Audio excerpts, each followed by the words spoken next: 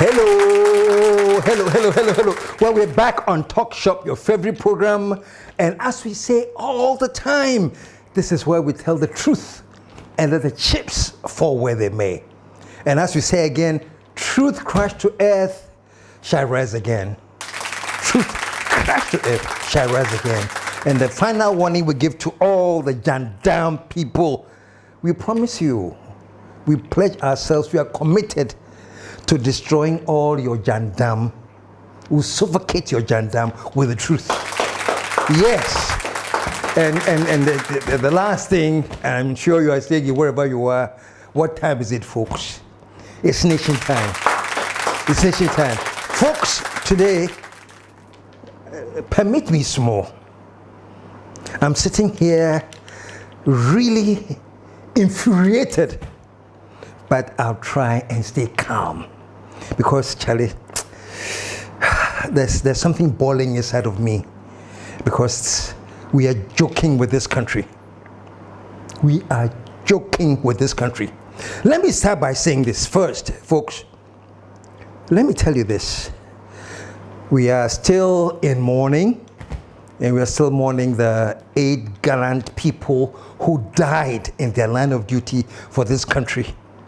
Let me say this, and let me assure all the families who are involved and all the loved ones. Let me say this, folks, that their death was not caused by God.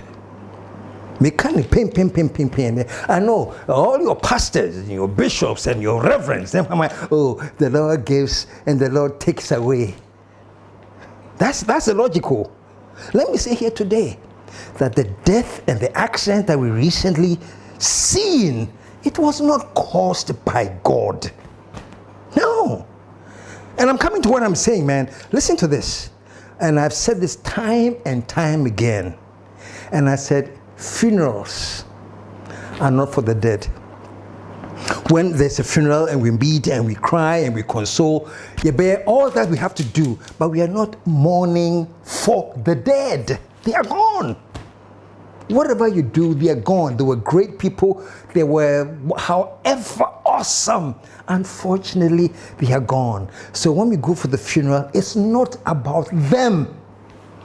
We're just going to bid them farewell. So what are funerals for?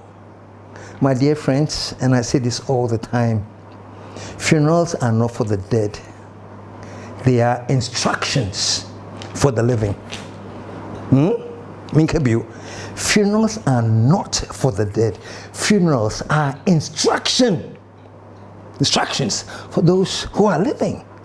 Let me give you a quick example before I come back to this. I remember way back when I was in the US, long ago, this woman who had her only child, I think she went through a whole bit of thing to get her only child, and the child had grown. I think she was now 8 years old, a beautiful, adorable daughter, and they are playing the playing ground, and some drunk driver skidded off the road and ran into her and killed this 8-year-old girl. Stay with me. Imagine the pain. You can't have a child, you eventually have one. You've nurtured her. She's grown to be 8, to become an adorable little girl. Growing up, some crazy drunk driver runs into her and kills this girl. You know something? The mother could have really said, oh, it's okay. So basically, the accident where the girl had been killed could have been taken as, oh, that's God's will.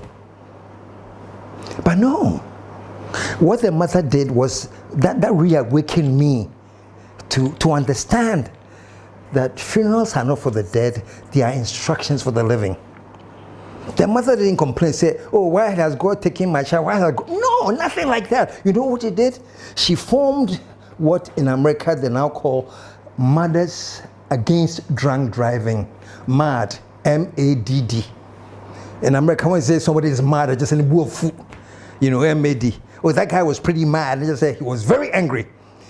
She got together and she formed this organization called Mothers Against Drunk Driving. And what does MAD do? MAD was like a pressure group. They even put pressure on Congress to change laws on drunk driving. They put pressure on Congress to make laws that were toughening tough doors against drunk driving. Now, folks, this is all I want you to understand, though. The woman had two options. She could have said, like Ghanaians who say, oh,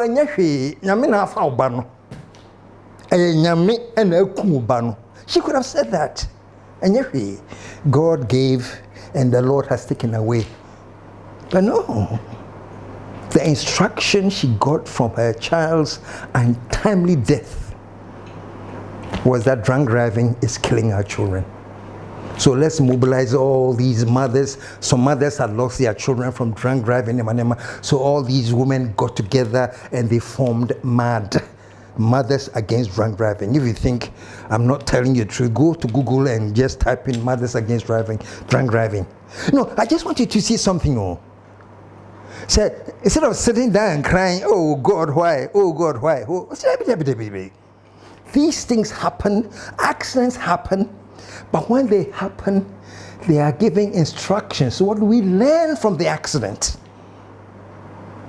That's what we're supposed to do. What are the instructions? Funerals are not for the dead. They are instructions for the living. And if Ghanaians are taking this seriously, they'll realize that there are so many deaths that keep occurring and occurring and occurring. And the reason they're occurring is because we don't learn the instructions we're supposed to learn from the funerals. We don't. It's so sad. So right now, why did God kill those eight? Folks, it was an accident. Well, they are now looking at the black box and but eventually, whatever caused that accident is going to come out. And we are going to understand, say, something happened.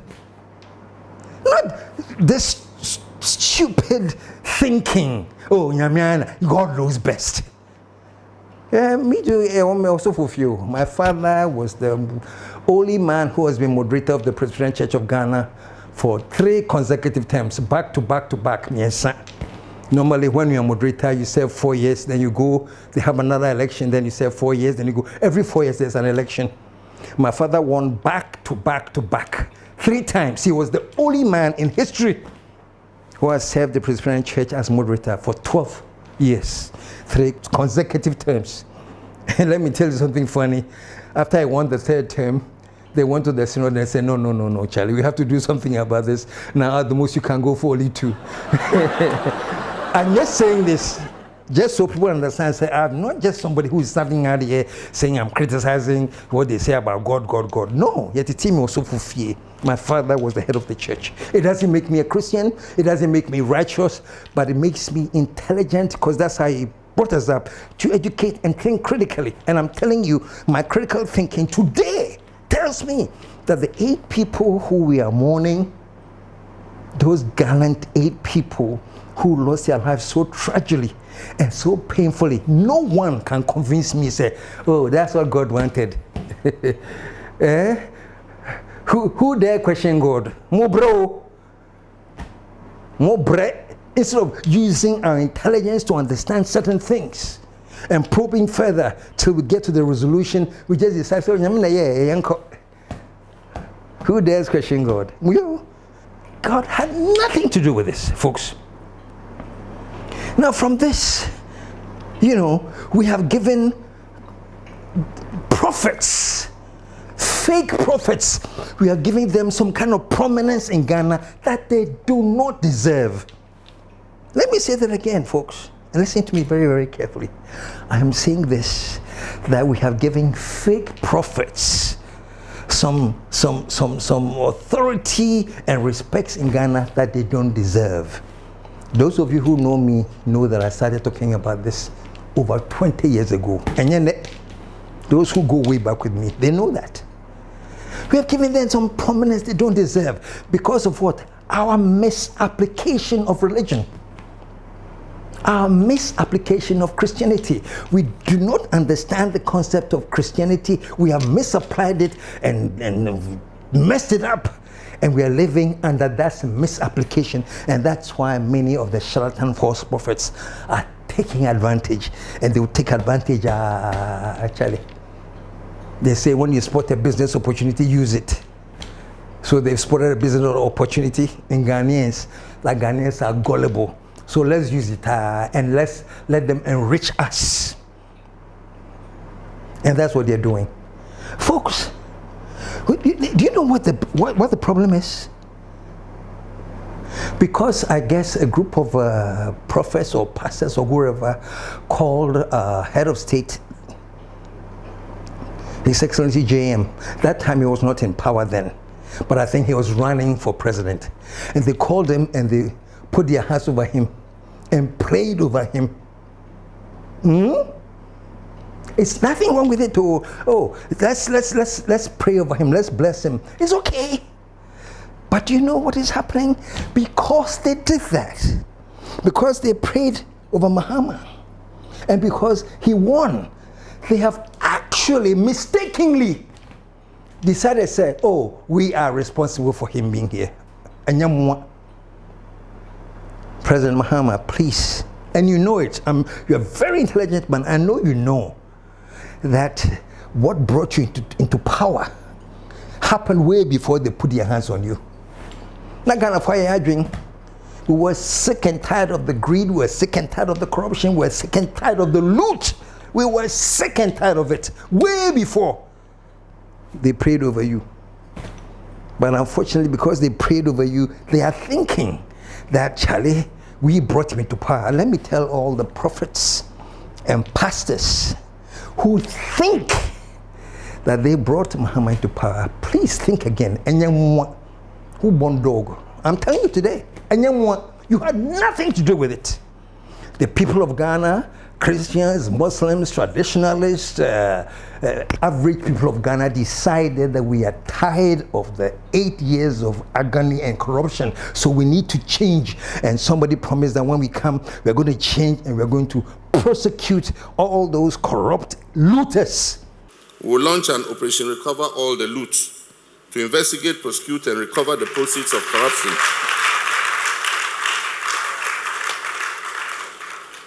To investigate, prosecute, and recover the proceeds of corruption, no person found culpable will be spared.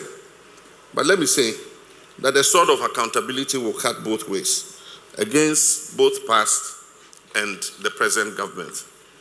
That's how Muhammad won the election. So let me tell you, my dear friends, fasters, and I respect many of you who put your hands over him. Some of you, I know you one-on-one.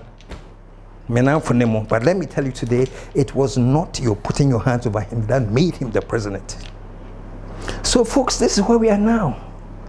You know, because they prayed of him, because Muhammad became president, some same prophets, I swear to God, were on your TV set saying that never again will Muhammad see the seat of government. Maybe what? Prophets. Listen to some of them. Listen to some of them. Apostle Kwabena Usweji, Hezekiah Apostolic Prayer Ministry.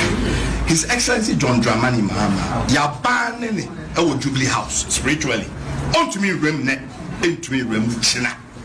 Inti so noa se oye bema na obebo rema ombo remienhwe me so obo rema na se me nyame na me som no oye dadafo. Inti o se mi jai ne som na me di nyame som to ba bi kura na me kopa bu som mi som no. Ti asem ni ye pawo. Sa 2024 election mi na safo ani kuta me. Aba ye ba beto yes, this time was a BB. Yes fi, mi na kuta me. Enti me ti wona tu mi say. Me was a sunsuma metim di Dr. Lad ba umi ayede atena so no. Na me ka say mo amako egu wona mo se Mahama be wi no. Mahama de edom di na chi a ye to aba ne na edom a ye nko kai ntintim no Mahama de dos nso ye nwie no olusu. How? Ano na want to sunsuma asem. Edom a akoto aba ndom dos nso ye nwie no na Mahama lusu. Na asofo a omodi akokodro ko gina ho se omahu se Mahama be wi bebre hu he omboa enti saade a me be dom o ma kese o ma bo omudua Asofo mpe na mumo na date nto te ba umia e be fa kunya no me say sisu pay na mo date nto wa weni a de nensi mo ma che ma sori dan me say sisu pay No more dating to Warrinia. Didn't no much my sorry that. I want for Benjamin. I don't know for Benjamin. A basana, a mushroom come na amusa, and you was a mamma. A new phone. Yes, the more again now. I mean, we're sitting here, Utomano one to a mano warini. It's a tomane preco. Not the use to a cano emrem. And my cousin, O Yamia Mimimun or me somono. O Yamio yidi chira meno. Send your make one mamma who I'm Mamua, just an ass some yano correct. Sending Yamimami who yana Mamua. I will go back to the shrine. And it is a promise. Sending Yamimami who yana Mamua. I will go back to the shrine. And it is a promise. So did you hear them? These were all allegedly prophets of God. Shame on them. And shame on Ghanaians for encouraging these riffraffs. Shame on Ghanaians for encouraging these riffraffs to call themselves prophets of God. We are God's chosen people. God has anointed us riffraffs. Not just riffraffs, no good riffraffs. These are the riffraffs. And some who even have more solid churches, pastors, who told us, they told me and you, that God had told them who was going to be president. Listen to Kusi Boateng. Listen to him. The election is on the 7th. On the 8th, the result will not come. Everybody shall be jittery. The result will come on the 9th. And the result is obvious. There are 2 people coming. But the Lord has told me that by the 9th of December, His Excellency Dr. Mahmoud Bawumia shall be crowned the President of Ghana.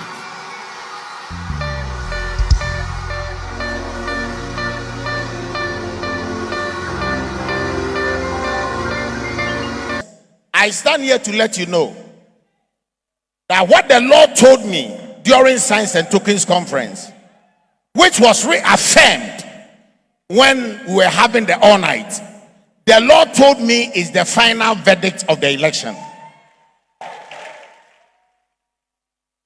Nothing has changed. And by the 9th of December, we shall know the men from the boys, the prophets from the people. I think I've known God so much, and I'm not the first prophet who has encountered this. Isaiah encountered it, Jehoshaphat encountered it, and so in life, that is how it is. God at times will have to let everybody know that you are human and He's God. Regardless of how much God uses me, I am man and God is God. And so let us get it right. God never made a mistake. If there was any mistake, I was the one who made a mistake. And so I will not give the blame to God. God is true and every man is a liar. When it comes to God, I will prefer to be the liar for God to be the true one. But that doesn't end it all. Tell your neighbor, it doesn't end it. We mami mejain kom sheshe. We nebe mama koshem kompaye. Folks, until up to now, you Ghanaians, your eye no go tear.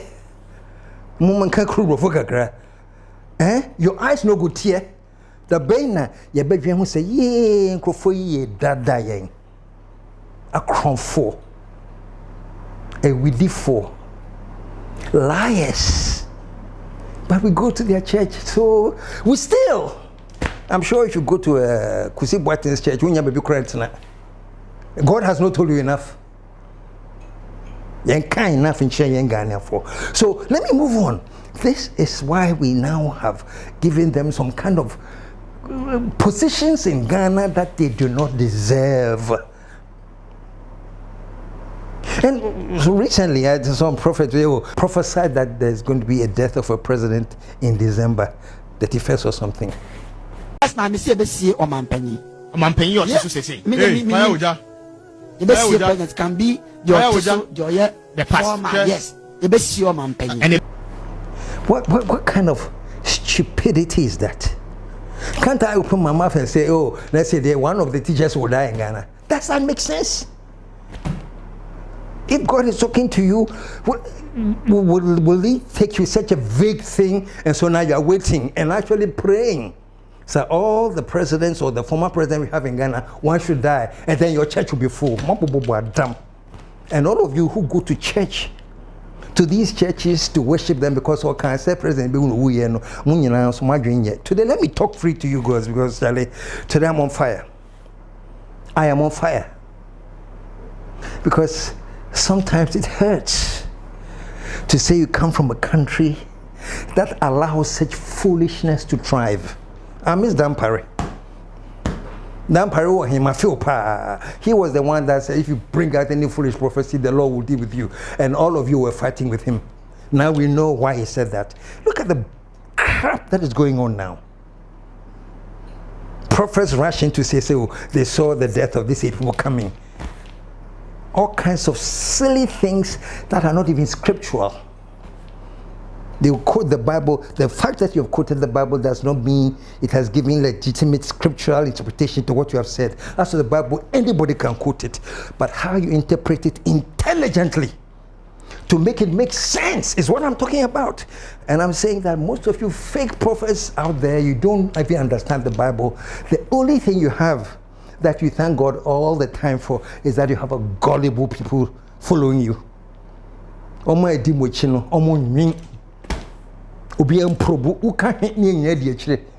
That's why I was showing you some parts here in Africa where they will tell us go and eat grass because the Lord says, you are my shepherd. I mean, I'm your shepherd and you are the sheep, so we'll go and eat grass, and they go out there and eat grass. Do you think these people are intelligent or stupid? And this is not an insult. I'm telling you the fact of what they are. I mean, what is going on? What is going on? Do you have to go to school to be able to think and think intelligently? No. No. And so this crap that is going on is starting to get to me. I started this thing, this crusade, I think it's getting to bear 30 years ago.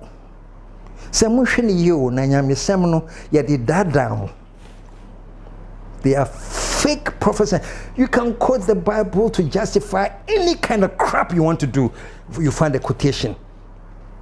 So once they find the quotation, we who are supposed to be thinking and telling them that, Charlie, this is crap, we don't. We just accept it. And I'm very, very happy. Let me say this. When I read the comments that I get on this platform, especially with my recent guest, Ivram, when I read the comments, I'm so happy that people are now starting to think. People are thinking, and gradually the number is going to go up and up and up of people who think, and it's going to get to a time that fake prophets and fake pastors will not have anywhere to put their foot in Ghana. Yeah, Bramo. I mean, for crying out loud. For crying out loud. And on this show, I'm going to be doing a series B. I'm going to be talking about the gold we have in Ghana. I don't think we understand what we have when we talk about gold. The gold, the power of the gold. I'm going to be doing a series called the potential of the gold that we have. Potential because it is absolutely incredible what gold can do for this country if we use our intelligence. And don't get me wrong, do you think all these Chinese who are coming to Ghana day in and day out and exploiting our gold, Chinese, Indians, exploiting our gold left, right, and center, they are joking? No, they are not joking, because they know the wealth we are sitting on. And unfortunately for us, our same Ghanaians, blood, Ghanaian kin, kith and kin, we front to bring them in. You see, a Chinese man comes to Ghana, his first time of arriving in Ghana, he doesn't even have a visa. So he comes and he collects his visa at the airport. He has no clue where he's going. But he's going to be met by a Ghanaian, and this Ghanaian will take him to some village where he has some concessions and things, and say, Charlie, this concession, all of this is mine. Bring your excavators and let's dig it. Let's spoil our rivers. Let's contaminate our rivers. Let people die because we need our money. Do you see where we are at now? You think all of life is money? We are living in a country where the illegal mining is causing such destruction to us. And we have big people, politicians, business people, Ghanaians, who are involved in the killing and the massacre of our people. When do we get a chance to sit down and say, no, this thing has to be structured? And the MBN said, it is up to us to sit down and structure this thing. For me, there's nothing called galamsey. What is happening is that we have unregulated small-scale mining. The small-scale mining are done a crime. It shouldn't be. But please, trust me, that's for another show. That's another show coming. And you'll be amazed. You'll be amazed to discover what we have that we are sitting on and crying that we don't have money and we are going to the IMF or say I want to borrow money. But this we are giving pastors and these fake prophets authority in Ghana. And this one, my dear friend JM, I hope you watch this show. If not cry, I'll write to you personally. I'll write to you and I'll beg you, JM. I beg you, JM, if you are not strict and you don't allow force or enforcement to deal with these nation wreckers who have closed themselves, your pastors, if you don't deal with them, these wreckers, these nation wreckers, the pastors, the politicians, the business people who have come together collectively to be known as the nation wreckers, trust me, JM, they will make Ghana ungovernable. Because I make this country ungovernable, I'm what I say. People have made that statement from both parts, aside the party during certain crises. If you don't do this, we will make this country ungovernable. Okay. We will make this country ungovernable for His Excellency John Dramani Mahama and the NDC. Mutriso. Ungovernable? Do you know what that means? It means you're going to create chaos in this country. It's only in Ghana that any jerk can stand outside and promise that if the government doesn't do certain things, they will make the country ungovernable, and tomorrow they are walking free in our streets. Only Ghana. Because our democracy there, it is demonstration of craziness. America, let anybody who says they are a politician or whatever in America, the democracy, or UK, the democracy, or all these democracies say, we are going to do things to make the nation ungovernable. Ungovernable. It means you're going to create chaos. Only in Ghana, you can say that and go away free. But let me say this, I'm quite happy. I think my good friend, I think his name is Elvis Ankra. I never really understand the position. I think he's the presidential, staffer for religion and something, whatever it is. But Elvis Ankra, in the midst of all these prophecies, can you imagine that since this helicopter thing, just a quick second, even this is the time now for some prophets to gloat. Oh yeah, but I saw this. Oh yeah, but I saw this. They're actually looking for fame. I think Reverend Asante has made a remark to that effect. Say, it is so sad that people will capitalize on a national tragedy for fame. Prizes why come and get some. Oh my goodness. Anyway, Elvis Ankra has come out with some statement that these prophecies are actually just getting outrageous. They're getting outlandish. So now, I think they say nobody can just get up and prophesy.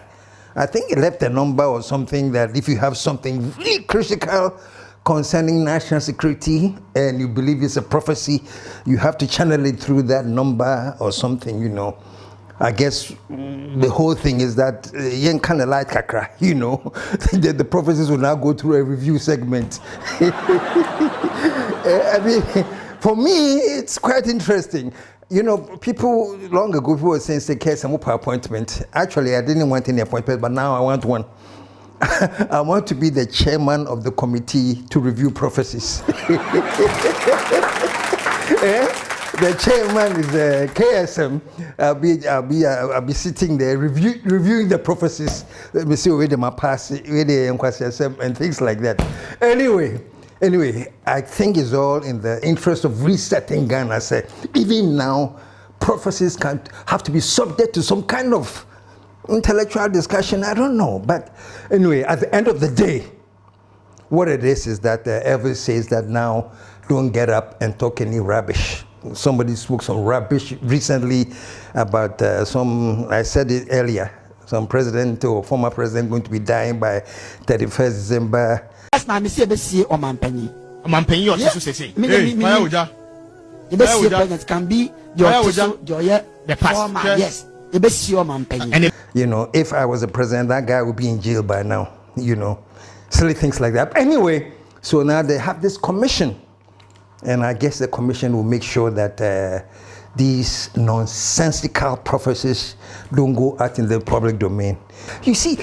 Let me digress for a little bit. Why I get so upset with these claims? Oh, don't question God. It is the will of God. You guys do not understand God. You guys don't understand God. Oh. You see God as some petty man be on namho. Some petty man just like you, because you come and quote to me and tell me, God said, the Bible said God made man in his own image. So you take your freaking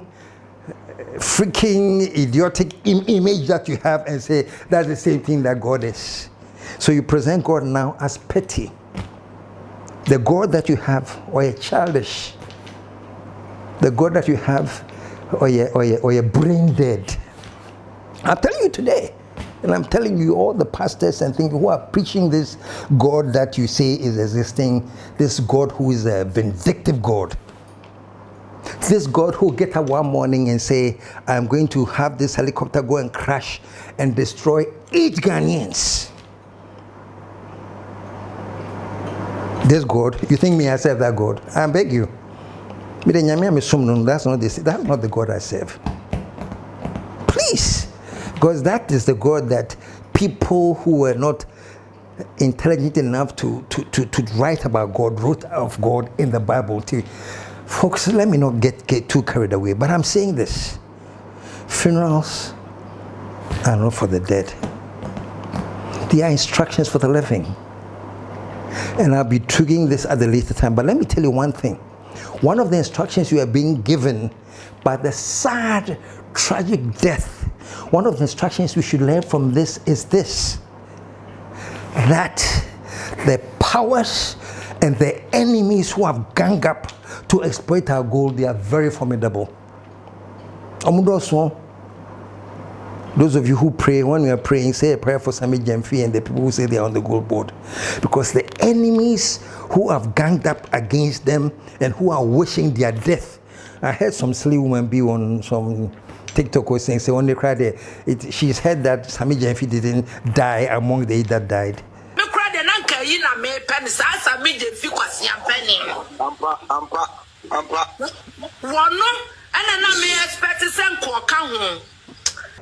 I don't know who that woman is. I think TikTok, you can just say any stupid thing and put it on TikTok. So I hear that some comments some idiotic person has made, you know. But let me say this. They are making this, and what we learn from this is that the gold that we have, the access to that gold. Do you see the Chinese that, this is just quickly, by the way, what's the lady? Hanabishu. They were chasing. Did you see the guns they have? They are equipped with guns. What does that say? It means Ghana way. They have declared war on this nation. Stupid, broke, poor Chinese who have come to our country through our own borders, through our airports, without any visas, have been giving visas to and buy guns and equip themselves with the guns. You saw this? You look at this. These are guns that they are holding. Why do they have these guns? We are going to exploit your gold, and if you come and try and take it, we will fight you. Folks, they have declared war on Ghana. But I say I don't want to deal with this subject. We'll deal with it later. But I'll tell you to understand what would make anyone go into any country, settle where there's gold and there are rivers, and destroy them and arm themselves with guns. Because the amount of money they are going to take out of there is unexplainable. All this money should be going to Ghanaians and Ghana. And when I do my show, I'll explain how. It should be going to Ghanaians and Ghana. But I'm not far back with arm. Do you think by any chance, any Ghanaian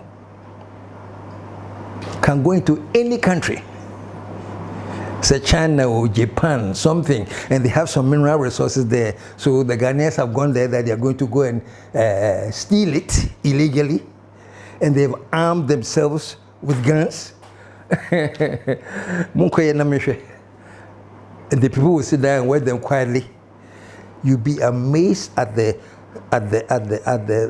force and the viciousness at which they will attack and kill all of you. We're gonna need China to go and exploit something, and you have even bought guns to protect yourself in China. Who will come here? Forget China. Take it to any other country that you want. Ghana, go to Nigeria or Togo. Be exploiting their minerals and be destroying their water, and arm yourselves with guns and see the firepower they will face you with. Charlie, let me get back on track here. False prophets and these pastors, Mahama, I beg you, put your foot down, otherwise in a very, very short time, all the prophets and fake pastors, all the politicians who do not like you, all the business people who want you down, they will all collaborate and they will make Ghana ungovernable. And I'm telling all the powers that be today, don't allow any politician from any party, forget about politicians, so don't allow any Ghanaian whatsoever to be so bold as to threaten Ghana and threaten the government. The government, hey, if you don't do this, I will make sure that this country is ungovernable. Because for me, when you say that, all you are saying is that I'll make sure that I'll create chaos in this country. You cast stupidness and then you work for free. And the next day you go to church and you be singing, oh, the Nyamias you, and then crap.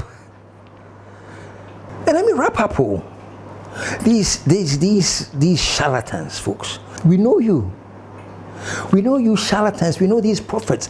I know personally the kinds of families you have destroyed. Through fake prophecies, you have destroyed families. You have put people in misery. You have made people kill themselves. People who are sick, you keep them in your so-called Banza prayer camps, and we praying for them. And the people will be suffering and suffering and suffering. And when they realize that they're about to die, then they rush them giddy to Kulebu and other places. It's too late. Because using your fake prophecy that God has done it, that Christ has healed them, no healing has taken place. What has happened is that whatever condition they have is now worse. Till they are rushed to the hospital, and unfortunately they die from your own stock. The pastors, fake prophets, fake herbalists, you are killing this Ghana. You're killing us. Only in Ghana do we have NDC prophets and NPP prophets. We don't have any prophets of God anymore. We have NDC prophets and NPP prophets. Can you imagine? And I wish His Excellency in Pacho, you have 2/3 majority. Use it and do right. Because I promise you, if the two-thirds majority you have is used in the interest of Ghana, you have such mileage for Ghanaians, it will boggle your own mind. But if you allow it to go to waste, and at this point, let me talk about the appointees of government. Some of you appointees, you don't share the same vision as JM. When he has come back the second time, he has a certain direction that he wants to go. Some of you two appointees, you are there, you are still involved in this illegal mining crap, and making money left, right, and center. You are still there. Muhammad Pacho, if you don't put your foot down and use your two-thirds majority to smoke out these criminals, yes, they will make Ghana ungovernable. But if you smoke them out, you at least leave Ghana having set a foundation of a country where all of us will be proud enough to say, Charlie, we've been through a lot. I'm sad, really, really, really, really sad, and I cry for the 8 people who have lost. But if we take our instructions from them, what it will tell us to do is to stand up as a nation, protect our gold, not only protect our gold, use the gold we have wisely, and Ghana can, within the next maybe 10 to 15 years, be one of the greatest countries you'll find in this world if we use our gold wisely. And I have a whole program on that we'll be talking about. And then you see that I don't come and sit here and talk qua. I say a boss. I know what I mean. There's so much interest. So folks, let me end this way. The same Bible that I use is the same Bible that you are using to create this chaos, which is a lie. The last lie that I know that most Christians use to do this, this quotation in Ephesians chapter 6 verse 12, which is most of the times, this is what they use to scare us. That for we wrestle not against flesh and blood, but against the spiritual darkness of this world, principalities and powers and spiritual darkness of this world. This is what we wrestle against. This is what we wrestle against. But if you continue on that same scripture, as it continues, it tells you how you fight against those evil forces. The same scripture, when you go further down, it says, put on the breastplate of righteousness, and that will prevent you from the fiery darts of the evil one. It's just saying, there's evil in this world, there's darkness, there's all these crap, but put on the breastplate of righteousness, which will prevent the fiery darts of the evil one getting to you. All that it means is that start thinking positive, change your mindset, be positive, and when you're positive, none of these negativity can get through to you. The same Bible, none can the same thing, but you leave that part out and use the principalities and powers to confuse people and divide people and cause chaos in families. Yabremo, it's enough. It's enough. Well, I guess, for now, there's some kind of control. I see that they are going out of their way to say that we are not regulating prophecy. I guess it's still a free country, so you are free to prophesy. But they say to be subject to some kind of review and analysis. Me, for whatever it is, Elvis, thank you, that nobody can just get up and make proclamations. So for that, big ups to you, so that there's some kind of resetting and some kind of order in our country. Nobody can just get up and talk rubbish, So for that, Elvis, big up. We hear you and we'll see how it works. Okay, folks, let me end here, man. Because this was a rough ride, man. So I tell all these fake pastors and fake prophets and all these nation records, put on your seat belts now. Because right now, you're going to get a very rough ride from this platform. Rough ride. So until then, until we come back again, and until we start talking about many, many other things to help build this nation, let me say for now, I'm ending now, but I'm totally positive and energized that JM will see through these fake prophecies and prophets so that Ghana rises again.